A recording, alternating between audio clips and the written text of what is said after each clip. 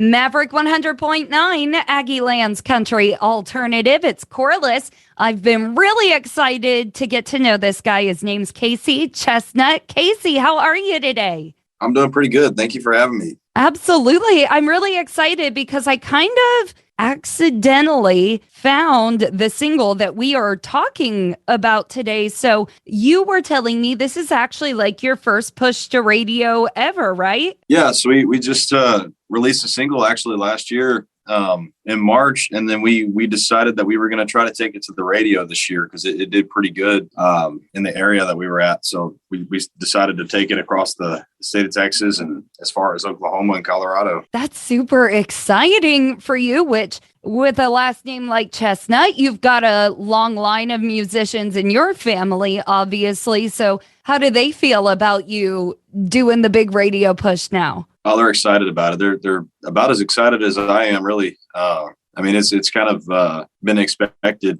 Music has always been a part of my life, and it's kind of all I really know how to do. Heck yeah, gotta go with. I don't know how to do anything except for spout my mouth off. Well, I'm really excited about this single. Just the single itself, I love the title. Even Texas couldn't hold her. It just kind of grabs at your heart. So tell me a little bit of what the song's about, where this came from. So Keith Smith wrote this song, and we got a hold of it back when I signed with Honky Tonk Productions. We were looking for some songs, and this one came up, just kind of grabbed us. The use of fiddle and steel in it. I mean, it was a very, very visual song in terms of describing just how vast Texas is, and it really kind of added to the sound that we wanted. It was really kind of pushing. It was really pushing the sound that we wanted to portray in our music. We were kind of going for that Texas country kind of thing, and we found some others like it, but this one just really grabbed our attention on the actual album itself. So we decided to run with this one as the single. That makes sense. That's very exciting. The writers on it are golden. Like, heck yeah, I'm ready to let everybody have it.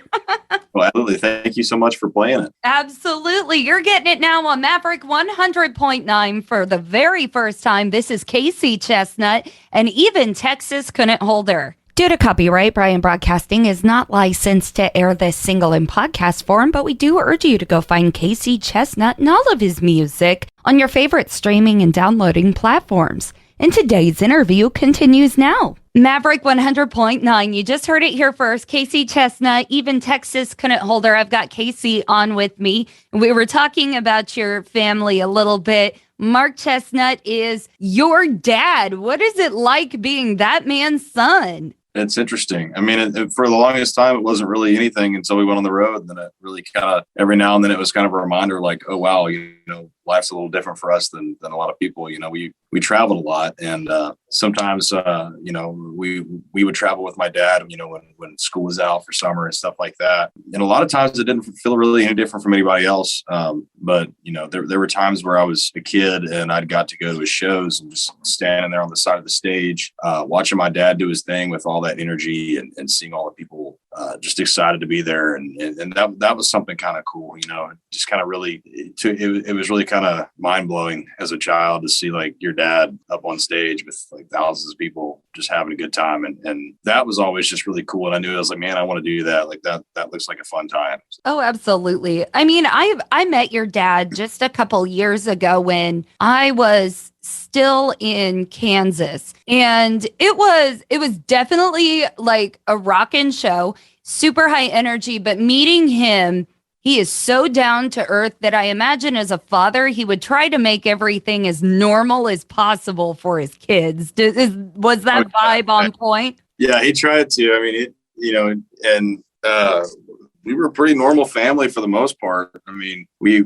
had our times where, we would go fishing and stuff and do everything normal families do. We just, sometimes we'd get to go on the road and go cool places, I guess. I mean, my dad was always really big about keeping all the I guess stuff on the road out on the road, more or less not like dragging everybody into it, and then when I got a little bit older, I kind of wanted to explore it myself. So yeah, now here you are following in his footsteps, but with a completely different sound. You have really honed in on who Casey Chesnutt is. You're not necessarily following exactly in his footsteps. And I'm sure that's a little hard to do.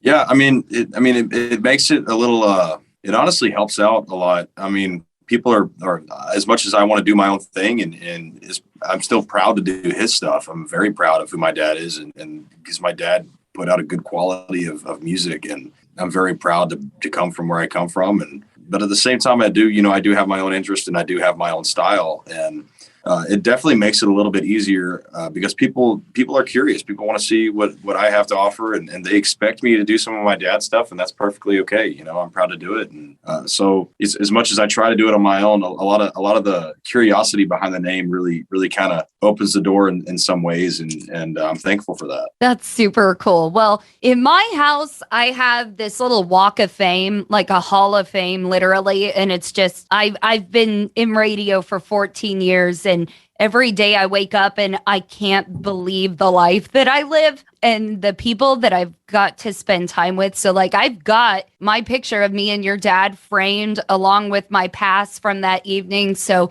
hopefully down the road, we won't be on Zoom and I will get my picture with you and put you up on my little hall of fame. I mean, are you out touring? How is that going? Yeah, so that would be awesome, by the way. And we are actually trying to set up a line of shows right now for the rest of the year. We just signed on with a new booking agency.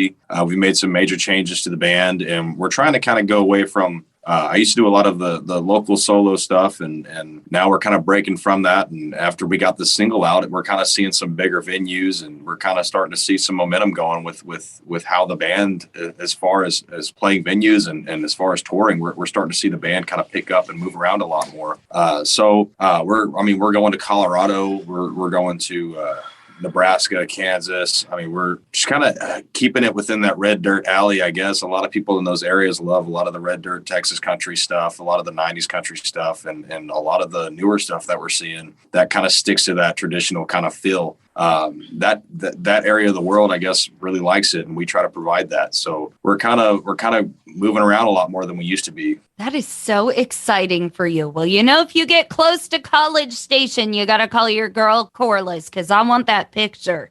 Absolutely. We're actually going to be one of the biggest things that we're really excited about is, I've always wanted the Arlington Music Hall was always really cool. And I remember seeing it when I was a kid, thinking, man, that I can't remember who I saw play there. I was really little. I was in high school. We were doing an event for, like a school event, and we just saw it. I knew a little bit about it, and I remember thinking at the time, man, one day I want to be in there playing my own little thing, my own little show. And we got booked actually at the Arlington Music Hall for April 22nd. So that was pretty cool. So and that's an interesting place. It's larger than life. So I've only been to Arlington Music Hall once, but obviously I'm a transplant into Texas. And I specifically moved here for the music. And otherwise, I had worked in regular country radio for years and years and years. So my very first award show in Texas was at Arlington Music Hall.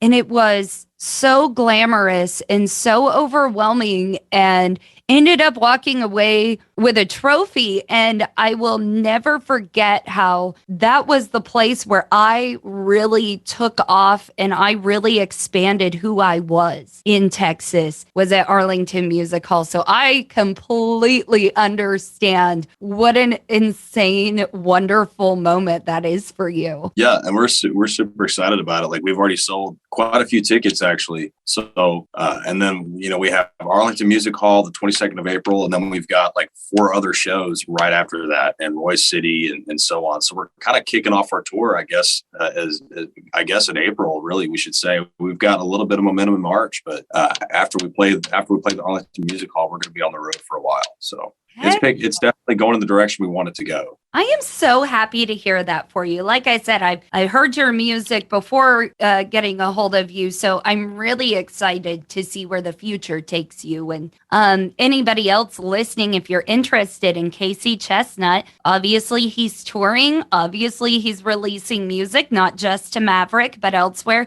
So please get out, find Casey, and support him. And Casey, we just got to thank you for coming on and telling the old story here on Maverick. Thank you guys so much for having me. It was a pleasure.